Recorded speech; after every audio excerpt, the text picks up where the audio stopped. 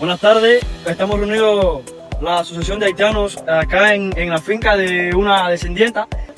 Estamos haciendo labores de trabajo, llevando aquí el proyecto que tenemos ecológico.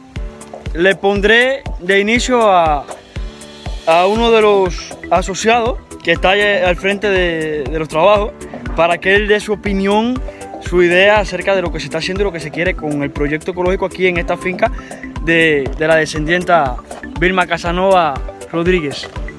Tiene una gran importancia el trabajo que hemos realizado hoy, porque eso depende de muchas cosas, principalmente la economía de la asociación. Tiene la importancia para nosotros de no estar dependiendo de todo lo que nos den, sino lo de nosotros mismos. Y si todos trabajamos, lo ponemos, el resultado final va a ser satisfactorio para la asociación.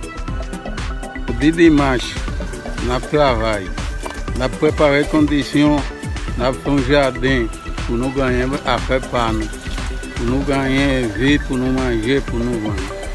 C'est tout travail que nous avons fait, c'est pour nous aider la société n'a fait ici. C'est un bon travail. Je dis c'est nous trois, mais nous prenons l'autre moment, grand l'autre garçon qui vient. Nous travaillons, nous pas de travail.